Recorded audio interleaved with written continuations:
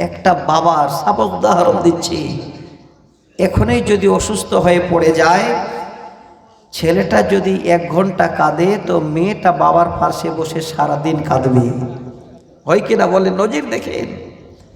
এটা তো সাময়িক দুনিয়াতে।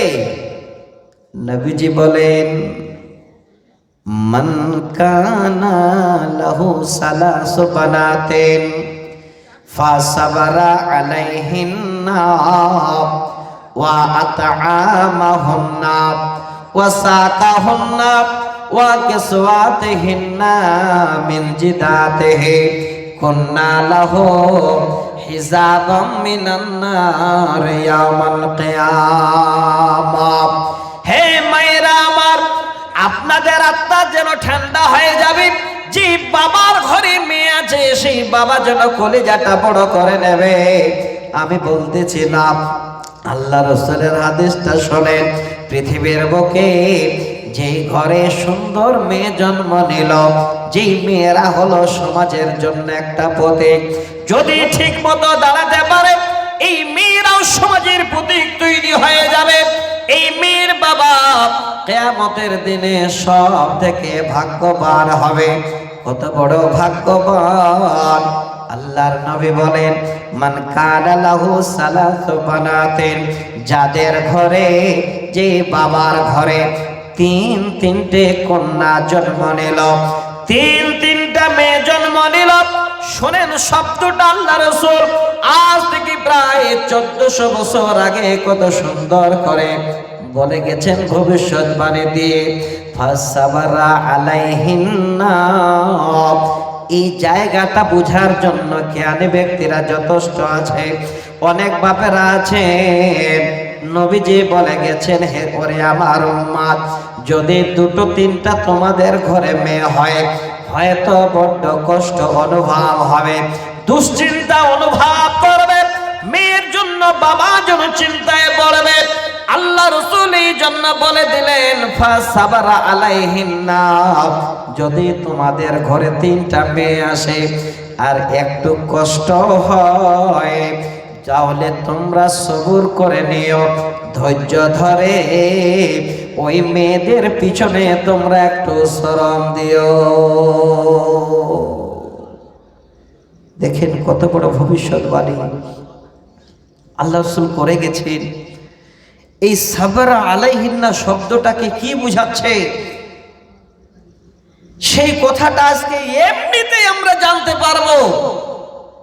বাবার ঘরে যদি 2-3টে মেয়ে, বর্তমানে বাবারা চিন্তায় ঘুমাতে পারে না, শান্তি করে খেতে পারে না। এই জন্য চিন্তা, এখন আমি আমার 2-3টা মেয়েকে কি করে বিবাহ দেব। পরিবেশটা দূষণ, বাবার অনেক কষ্ট। অনেক বাবারা দেখবেন 2-4 বিঘা জমিন আছে, সেই জমিনটাও যেন বাবা রাখতে পারে নাই। হে 3 কন্যার পিতা, হে 3 মেয়ের বাবা, আমি আপনাদের বলছি, আপনাদের থেকে আল্লাহর জগতে এমন পরকালে সম্মানী কেউ হবে না, একমাত্র আপনারা সম্মানী হবেন। নবীজি বলেন, ফাসাবারা আলাইহিন্না। ওই মেয়েদের দেখে একটু সবুর করো, একটু কষ্ট করো। ওয়া আতআমাহুন্না। একটু খেটে খুটে নিজে শরীরের পরিশ্রম করে ধৈর্যের মাধ্যমে কিছু উপার্জন করে নিয়ে এসে ওই মেয়েদের যদি ও বাবার একটু খাবার দিতে পারো, তোমাকে ভিআইপি খাবার দিতে হবে তা নয়, দিন বিরিয়ানি খাওয়াতে হবে তা নয়, তোমাকে মাংস ভাত দিতে হবে তা নয়। আল্লাহ রাসূল বলেন, হে মেয়ের পিতারে, ধৈর্য ধরে নাও, কথাটা আল্লাহ রাসূলের মেনে নাও। ওয়া আতআমাহুন্না। আর ওই মেয়েদের একটু খাবার জোগাও। 3 বার খাবার দিতে পারো না, তুমি 2 বার খাবার দাও। ওয়া সাকাহুন্না। ওই মেয়েটাকে পানি পান করাও। আর আল্লাহ রাসূল বলছেন, ওয়া কিসওয়াতিহিন্না। ওই মেয়েগুলোকে তুমি একটু কাপড় পরিধান করাও। অনেক মায়েরা বোনেরা আমার আছেন, বাবার ঘরে একটাই মেয়ে জন্ম নিয়েছে, বাবার অঢেল সম্পত্তি আছে, ওই বাবা মেয়েটাকে 1000, 2000, 5000 টাকা দামের জামা পরায়। আল্লাহর নবী বলছেন, হে 3 কন্যার বাবা, তোমাকে 1000 টাকা দামের জামা পরাতে হবে না। কি করবে? ওয়া কিসওয়াতিহিন্না, ওই মেয়েগুলোকে তুমি কাপড় পরাও, 1000 টাকা দামের নয়, ফুটপাত থেকে 200 টাকার একটা কম দামের জামা নিয়ে এসো, ওই মেয়েগুলোকে পরাও। এইভাবে সুন্দর করে মেয়েদের লালন পালন করে বড় করো। মিন জিদাতিহি, আল্লাহর নবী বলেন, ওই 3 মেয়েকে যদি কষ্ট করে ধৈর্যের মাধ্যমে সময় পার করে দিয়ে বিয়ে শাদীর ব্যবস্থা দিয়ে দিতে পারো, নবীজি বলেন, হে 3 কন্যার পিতা, তুমি ভাগ্যবান, তুমি ভাগ্যবান। কুন্না লাহু হিজাবাম মিনান নার ইয়াউমাল কিয়ামা, আল্লাহর নবীর জবান থেকে বের হয়েছে, কিয়ামতের দিনে মানুষ ত্রাহে ত্রাহে করবে রে। হে 3 কন্যার বাবা, অনেক কষ্ট করেছিলে, তারপরও তুমি মেয়েদের মেনে নিয়েছিলে। ভালো খাবার দিতে পারোনি, অল্প করে খাবার দিয়েছিলে। দামি কাপড় পরাতে পারোনি, তুমি কম দামের কাপড় পরিয়েছিলে।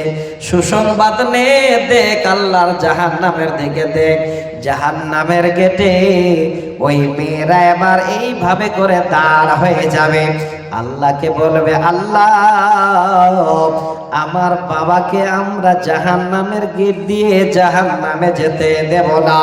কত বড় ভাগ্যবান, কত বড় আপনার আল্লাহর জমিনে এরকমের ভাগ্যবান ব্যক্তি। আপনার ঘরে যদি মেয়ে আছে, কিয়ামতের দিনে আপনি জান্নাতে যাবেন, আপনার মেয়ে আপনাকে জাহান্নামে যেতে দেবে না। কিন্তু সাময়িকের জন্য মন খারাপ, সামাজিক ব্যবস্থা দুর্বলের কারণে আজকে আমাদের যেমন টাকা হয়েছে, তেমন আমরা এখন সম্মানের পাত্র খোঁজ করছি। কোন একটা ঘরে মেয়ে বিয়ে দেওয়ার জন্য সব থেকে নিম্নে মানে টাকা যদি এখন জোগাড় করতে হতে 5-7 লাখ টাকা জোগাড় করতে হয়, ভাই, হয় না? আমার মায়েরা, আমার বোনেরা, আপনারা কি একবার নিজেরাই তৈরি হতে পারবেন না যে আমার বাবাকে আমি 1 টাকাও আমার পারপাসে খরচা করতে দেব না? 1 টাকাও না। কারণ আমার মায়েরা এইভাবে তৈরি হতে পারেনি। সহিহ বুখারীর একটা হাদিস শোনাচ্ছি আপনাদের। আমার মা জননী, আমার বোনেরা, আজকে যদি আপনারা আয়েশার মতো হতে পারতেন, আসমার মতো হতে পারতেন, তাহলে এই সমাজের ব্যবস্থাটা ঠিক থাকতো, আপনাদের জন্য বাবাদেরও কোনো চিন্তা হতো না। বর্তমানে আমরা মেয়েকে বিয়ে দিচ্ছি, কষ্ট হোক আর যাই হোক, কেউ মানুষ দেখাবার জন্য ওঢেল আল্লাহ সম্পদ দিয়েছে, তো ভালো কাজের জন্য দিতে বলেন নেই, এবার জামাইকে দেওয়ার জন্য দিতে দিতে দিতে দিতে ছেলেটার হক মেরে শেষ করে দিচ্ছে। কত দেখবেন, আল্লাহ রসুলও তো নিজের মেয়েকে দিয়েছিলেন, কত দামি সম্পদ দিয়েছিলেন। সহিহ বুখারী মুসলিমের হাদিস আপনাদের কাছে ছোট্ট করে একটু উল্লেখ করি। নিজের মেয়ে ফাতেমাকে আল্লাহ রসুল বিয়ে দিলেন। ফাতেমা মানে শ্বশুর ঘরে গেছে, স্বামীর ঘরে গেছে। জানেন আল্লাহ রসুলের জামাইয়ের নাম আপনারা? তিনি হলেন শেরে খোদা হযরতে আলী। হযরতে আলী ফাতেমাকে নিজের স্ত্রী রূপে কবুল করেছেন। এবার সংসারে এমন কিছু নেই যতক্ষণ পর্যন্ত ফাতেমা নিজ হাতে কিছু তৈরি না করে। এখন তো সুযোগ। আগের যুগের মায়েরা ঢেকিতে উঠতো, ভাই আছে, ঢেকি আছে আর নেই। আমাদের দেশে আতপ চালের একটা সুন্দর আটা তৈরি হয়, সেটাও ঢেকিতে হতো। এখন আর ঢেকির ব্যবস্থা নেই, সব মেশিনে। যত খাটবি পুরুষেরা খাট, মেয়েরা আর খাটতে চায় না। আগে রান্না করতো গুটে দিয়ে তৈরি হয় না, গোবরের গুঁটো তৈরি হয়। এখন সব হটাও, কামাই করো আর গ্যাস কিনো, মায়েরা বসে বসে জ্বালাবে, তারপরেও তাদের কথা কত বেশি। আমি কয়েকটা কবিতা আপনাদের শোনাতে চেয়েছিলাম, কিন্তু আপনারা, আমার মনে হয় এলাকার মানুষ কোরআন হাদিস শুনে শুনে এত খাসতে গেছে যে আর রাখার জায়গা নেই যে আপনারা কিছু রাখবেন। এই জন্য অনেক ভাইজান হয়তো ভাবলেন রাত হয়ে গেছে, বাড়ি যাই। ভাইজান, আমি দুটো কবিতা শোনাবো। একটা কবিতা আমি নিজেই বানিয়েছি, কবিতাটার নাম দিয়েছি লক্ষ্মীর ভাণ্ডার। এই 500 টাকার আজকে মা খালাদের গরম থামে না, স্বামীদের সঙ্গে কি অত্যাচার না হয়। আমি বলবো মায়েরা আমার, অত্যাচার পরে করবেন, আগে কোরআন আর হাদিসের আলোচনাটাকে আপনাদের সামনে তুলে দিয়ে জায়গাটা নেন। হযরতে ফাতেমা বলছেন, আমাকে যখন আমার আব্বা বিয়ে দিলেন, আমি স্বামীর ঘরে গেলাম, আমার স্বামীর অঢেল এমন কিছু নাই।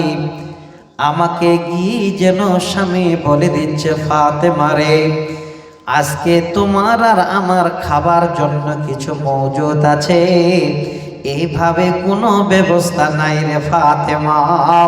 যদি তুমি যাতায় না ওঠো, আমাদের দুইজনের মুখে কোনো আহার জুটবে না। নতুন বউ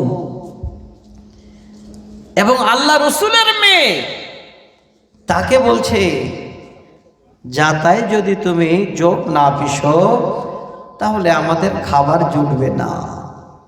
আচ্ছা বলেন তো, বর্তমানে ওই নবীর উম্মতি আমরা, যদি একটা নতুন বউ আজকে রাতে বিয়ে করে নিয়ে এসছে না, সকালবেলায় যদি শাশুড়ি বলে, বৌমা আসো তো মা, একটু থালটা ধুইতে হবে, বউটা মনে মনে চোখ রাঙিয়ে বলবে যে এই জন্য বিয়ে নতুন আমি বউ বলেন করবে। তখন খালে মুছে মাছে বউটাকে নিয়ে বেড়াতে হবে, আর ওইভাবে চলবে। জানে না যে সমাজের জন্য মেয়েদের কি করতে হয়। হযরতে ফাতেমার আদর্শকে অনেক মায়ের দিতে পারেনি। আর আমাদের মতো ছেলেরাও, আমরা তখন ওই স্ত্রীটাকে আর কিছুদিন কোনো কাজ করতে দিই না। কাজ করবে কে? যে দাসীটা বাড়িতে আছে। বলুন কে দাসী বলতে পারবেন? আফসোস লাগে, আফসোস লাগে। দুর্ঘটনা একটা ঘটেছে, ছোট্ট একটা কবিতা বানিয়েছি, কোরআন হাদিসের মাঝে কবিতাটা শোনাবো ভাই, শুনবেন? শুনবেন? শোনাচ্ছি আপনাদের, দেখেন। এই রকমের স্ত্রীদের স্বামীরা বেশি প্রাধান্য দেওয়ার কারণে নিজের শাশুড়িকে নিজের স্ত্রী আর যেন মানতে চায় না। একজন যুবক যখন ছোট থেকে বড় হয়, সব থেকে ভূমিকাটা থাকে মায়ের, থাকে না ভাই? এখনো মিলিয়ে নেবেন। আপনার ঘরে আপনার বিবি আছে, বাচ্চা আছে, আপনার মা আছে। আপনি শিউড়িতে গেছেন, আপনি বর্ধমানে গেছেন, বোলপুরে গেছেন, এবার বাড়ি ফিরছেন, আস্তে রাত হয়ে যাচ্ছে। আপনার বাচ্চা ঘুমিয়ে যাবে, আপনার বিবি ঘুমিয়ে যাবে। যে মাটা আপনার বুড়ি হয়ে গেছে, ওই মার মন যেন টুকটুক করবে, সন্তান আমার কখন এসে মা বলে আওয়াজ দেবে, কখন দরজায় আসবে। আল্লাহর কসম করে বলি, সবাই ঘুমিয়ে যেতে পারে, ওই মা ছেলের জন্য বসে থাকতে রাজি। মা যেন ছেলেকে ছেড়ে ঘুমাতে পারে না। এখনো মা আছে ঘরে। একজন মাস্টার মা খেয়ে না খেয়ে নিজের হাতের চুরি বিক্রি করে পড়িয়েছে। এবার চাকরি করে বাইরে 8 দিন পরে আসে, বাড়িতে যেদিন আসছে ওই দিন শাশুড়ি তার বউতে তর্ক বিতর্ক হয়ে গেছে। দেখেন কত আপার লেভেলের শিক্ষিতা বউ। ডিগ্রিটা বলে দিলে হয়তো খুশি হতেন আপনারা। ডিগ্রি পেয়েছে শুধু এমনিতে, কলেজের ডিগ্রি, কিন্তু সব থেকে বড় ডিগ্রি যেটা, সেটা হলো চরিত্র। হয় কিনা বলেন? আল্লাহ রসুলের সব থেকে বড় ডিগ্রি ছিল ইন্নাকা লাআলা খুলুকিন আযীম। এর থেকে বড় ডিগ্রি আল্লাহ রসুলের কিছুই ছিল না। এবার শাশুড় বউতে তর্ক বিতর্ক হয়ে গেছে। বউ এবার সুযোগ নিচ্ছে যে আমি তো শাশুড়িকে কিছুই বলতে পারি না, ছেলে আজকে বাড়িতে আসছে, যা কিছু করার ছেলে দিয়ে করাবো। ছেলে এবার যদি সন্ধ্যায় ফিরছে, দরজায় এসে আওয়াজ দিচ্ছে, আম্মা আম্মা গো, আমি দরজায় পৌঁছে গেছি। হায়রে, শাশুড় বউতে ঝগড়া হয়েছে। এবার বউটা গিয়ে ঘরে যেন এমন সাইড করে মুখ ফুলিয়ে আছে, মানে দেখাতে চাচ্ছে আমার সঙ্গে যে শাশুড়ির এইভাবে গন্ডগোল হয়েছে, আমার স্বামী যেন আমার আকৃতি দেখে বুঝে না। কত ছলনাময়। মা দরজা খুলে দিল, ছেলে মার কাছে গেল। হাইরি, মাকে দেখে ছেলে খুশি হয়ে গেল। এবার সেখান থেকে যদি ঘরে যাচ্ছে, ঘরে ঢুকে দেখে শান্তির ঘর যেন অশান্তির বাসা বেঁধেছে। পিছন থেকে আওয়াজ দিচ্ছে বিবিকে। বিবি যেন ঘরে তাকায় না, জানলার দিকে তাকিয়ে আছে। মাস্টার বাবু চিন্তা করেন কি হলো। 8 দিন পরে বাড়ি আসলাম, ডেলি দিন মুখে হাসি পাই, আজকে কেন হাসি নাই? কাছে গিয়ে বলে, ওরে জরিনা, কেন তুমি একবার আমার দিকে তাকাচ্ছ না? কি হয়েছে বলো? ওই মেয়েটা কত বড় ডিগ্রি ধারণ করেছে, ওই স্বামীর দিকে না তাকিয়ে আরো যেন রেগে রেগে ফুলে গেছে। মানে জানাতে চাচ্ছে তোমার মার সঙ্গে আমার এই তর্ক হয়েছে, আমি তোমার মার সঙ্গে পারিনি, তাই তোমার সঙ্গে ভালো কথা বলি না। জানেন, বিবি যদি ভাবি স্বামীর সঙ্গে ভালো কথা না বলে, শয়তান এমন আশ্রয় নিয়ে নেবে, ওই ছেলেটার দ্বারাই মার শাস্তির ব্যবস্থা করবে। বউটা কথা বলছে না। স্বামী ঘরে এসেছে, তখন বউটাকে বুঝাবার জন্য সুন্দর করে শোনাচ্ছে। মিষ্টি বউ আমার, কেন দেখি মন খারাপ তোমার? মিষ্টি বউ আমার, কেন দেখি মন খারাপ তোমার? আজ বাড়িতে কি হয়েছে? মা নাকি কিছু বলেছে? আজ বাড়িতে কি হয়েছে? মা নাকি কিছু বলেছে? জলদি করে বলো আমায়, সহে না যে দেরি আর। মিষ্টি বউ আমার, কেন দেখি মন খারাপ তোমার? বউ মনে মনে ভাবছে কাজ লেগে গেছে, এই ফুলে তাকাটা আমার যথেষ্ট কাজ হবে। তারপরেও এত সুন্দর করে নিজের বউকে যেন মনকে জয় করবে চেষ্টা চালাচ্ছে, যেন তাও নরম হচ্ছে না, আরো ফুলে যাচ্ছে। স্বামী মনে মনে ভাবছে যেন ওই দিকে আমার মাও সান্ত্বনা পায়, আমার মায়ের মনে আঘাত না লাগে, আর আমি আমার বিবির মনটাকেও জয় করতে পারি। বিবিকে এবার বলছে, আমি তোমায় করতে খুশি, পড়তে পারি গলায় ফাঁসি। আমি তোমায় করতে খুশি, পড়তে পারি গলায় ফাঁসি। আস্থা না থাকিলে তুমি ট্রাই করে দেখো একবার। মিষ্টি বউ আমার, কেন দেখি মন খারাপ তোমার? বউ মনে মনে ভেবেছে এবার শিকারি আমার জালে পড়ে গেছে, আর উপায় নাই, কবজায় করে নিয়েছি আমার স্বামীকে, আমার জায়গায় আমি এবার পেয়ে গেছি, আর একটু আমার খেলা দেখিয়ে দিই। স্বামীর উদ্দেশ্য হলো আমি এইভাবে করে আমার বিবিটাকে রাজি করিয়ে নিতে পারলে বাড়ি শান্তি হয়ে যাবে। আর বিবি মনে মনে ভাবছে শিকারি আমার হাতে পড়ে গেছে। এবার সুন্দর করে ওই স্বামীকে বিবিটা উত্তর দিচ্ছে, তোমার মায়ের জ্বালা স্বামী সহিতে পারি না আমি, তোমার মায়ের জ্বালা স্বামী সহিতে পারি না আমি, থাকবো না আর এই বাড়িতে, চলে যাব বাপের ঘর, মিষ্টি বউ আমার, কেন দেখি মন খারাপ তোমার। মাস্টার বাবু অর্থাৎ স্বামী ফুলে গেছে, একই কাণ্ড হয়েছে বাড়িতে। এত করে বুঝালাম আমার বিবি যেন বাড়িতে থাকতে চায় না, বাবার বাড়ি চলে যেতে চায়, মানে বড্ড গন্ডগোল হয়ে গেছে। অথচ তিলে তাল করে দিয়েছে এমন পৃথিবীর বুকে বউ আছে। মাস্টার বাবুর মন খারাপ, অর্থাৎ স্বামীর মন খারাপ, এই রকমের জন্য মনের মধ্যে রাগ নিয়ে নিয়েছে। জন্মদাতা মার কথাগুলোকে সব ভুলে গিয়ে এবার নিজের বিবির কথাকে প্রাধান্য দিয়ে দিয়েছে।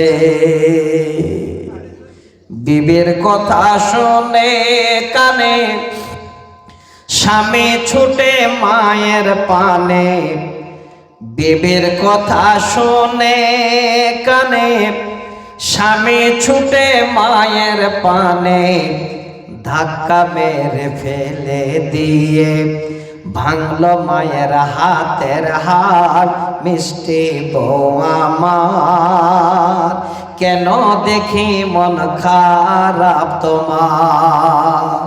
সেই ছেলে বিবিকে রাজি করতে না পারার কারণে মার কাছে গিয়ে কথা বলার আগে মা যেন উপরে বসেছিল এমন করে হাতে ধাক্কা মেরেছে, মা সঙ্গে ছেলের সামনে পড়ে গিয়ে হাত গুঁড়ো। মুর্শিদাবাদে যেন ঘটনাটা ঘটেছে, নাম ঠিকানা প্রয়োজন নেই। আমি কেন বললাম একবার ভেবে দেখি পৃথিবীর বুকে এই রকমের অশান্তির বউ আছে, তারপরও কিন্তু আমার মায়েরা এখন পর্যন্ত তারা সচেতন হতে পারে না।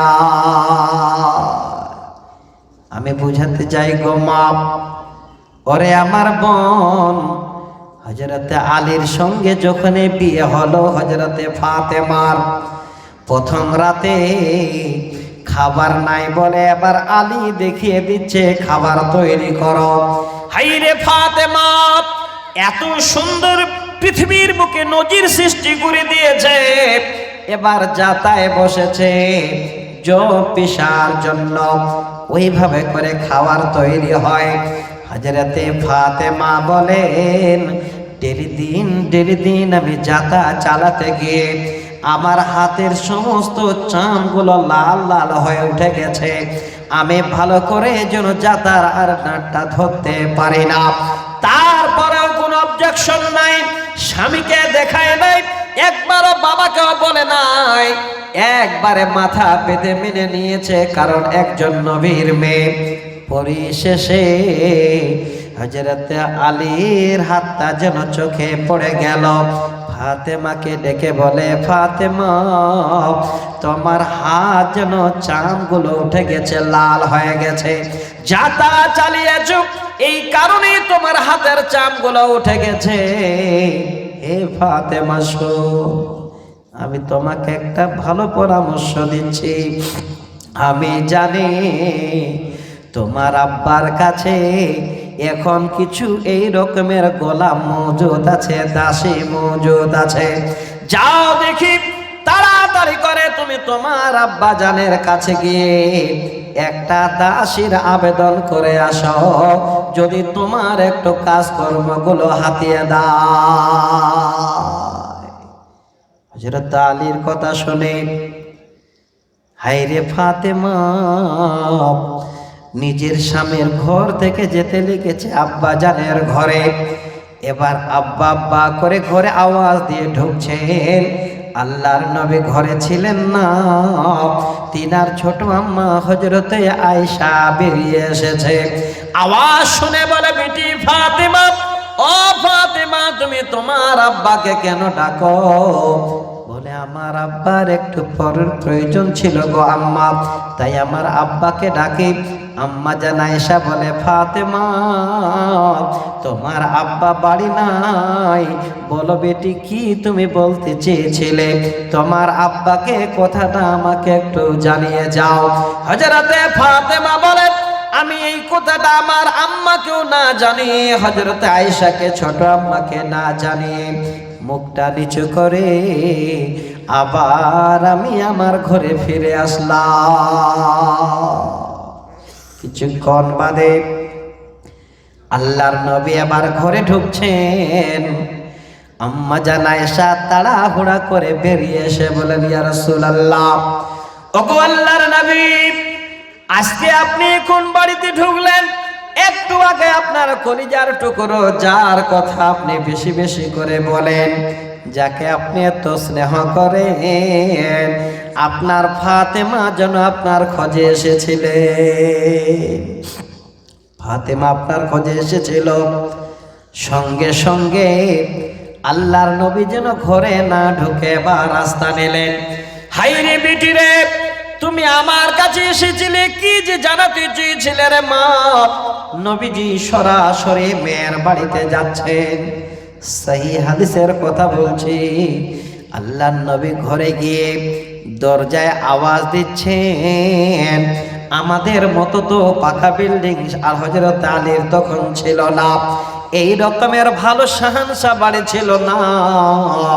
সামথিং একটা এরকমের বাড়িতে আল্লাহর নবীর জামাই আর ফাতেমা মেয়ে এবং জামাই তারা যেন শুয়েছিল। আল্লাহর নবী দরজায় গিয়ে আওয়াজ দিচ্ছেন, ফাতেমা আমি তোমার আব্বা চলে এসেছি রে বেটি, তুমি আমার খোঁজে গিয়েছিলে। তাড়াহুড়া করে নবীর আওয়াজ পেয়ে এবার এক বিছানায় জামাই এবং মেয়ে শুয়েছিল, চটপট করে উঠতে লেগেছে। আল্লাহর নবী আওয়াজ দিয়ে বলছেন, আলে ওরে বেটি ফাতেমা, আমার জন্য তোমরা বিছানা থেকে উঠো না, যেইভাবে ছিলে সেইভাবে থাকো, আমি তোমার আব্বা যেন তোমাদের কাছে যাচ্ছি। হে ভাইরা মাইরা আমার, আল্লাহর নবী নিজেই যেন এবার একদিকে জামাই একদিকে মেয়ে শুয়ে আছে, আর আল্লাহর নবী মাঝখানে গিয়ে এবার বসে বুঝিয়ে বলছেন, ফাতেমা আমি খবর পেলাম তুমি আমার খোঁজে গিয়েছিলে রে বেটি, বলো তো রে মা কি খবর ছিল বলো। হযরতে আলী যেন একদিকে আছেন। ফাতেমা এবার উঠে বলেন, আব্বা আমার হাতের চামগুলো যাতা চালাতে গিয়ে সব উঠে গেছে, আপনার জামাই দেখতে পেয়ে আপনার কাছে পাঠিয়েছিলেন একটা দাসী আনবার জন্য, আমার কাজগুলো একটু হাতিয়ে দিবে। তাই আল্লাহর নবী ফাতেমাকে ওই মুহূর্তে জন্য বুঝিয়ে বলছেন, বেটি রে, হে বেটি ফাতেমা আমি তোমার আব্বা, একবার বলো তো রে বেটি, আমি যদি দাসের থেকে দামি তোমাকে কিছু দিতে চাই, আরো উন্নত মানের কিছু তোমাকে দিতে চাই বেটি, তাতে তুমি খুশি হবে কিনা? এবার সঙ্গে ফাতেমা বলেন, আব্বা দাসের থেকে যদি উত্তম জিনিস আমাকে দেন তো কেন খুশি হব না? আব্বা হুজুর এবার বেটির সামনে বসে বসে বলছেন, ওরে বেটি, ডেলি দিন যখন তুমি সন্ধ্যা হবে বিছানায় শুইতে যাবে, তুমি 33 বার সুবহানাল্লাহ পড়বে, 33 বার আলহামদুলিল্লাহ পড়বে, 33 বার আল্লাহু আকবার পড়বে, কিংবা 34 বার আল্লাহু আকবার পড়বে। এই শব্দগুলো পড়ে বিছানায় শুয়ে যাবে। ওরে বেটি, দাসের থেকে অনেক অনেক দামি সম্পদ তোমার হাতে তৈরি হবে। একবার ভেবে দেখেন, আল্লাহর নবীর মেয়ে ফাতেমা যাতা চালাতে গিয়ে হাতের চামগুলো উঠে গেছে। আব্বা জানের কাছে দাসী চেয়েছিল, আব্বা এবার সুন্দর তাসবিহ শিখিয়ে দিয়ে নিজের বেটিকে সান্ত্বনা দিয়ে দিচ্ছে।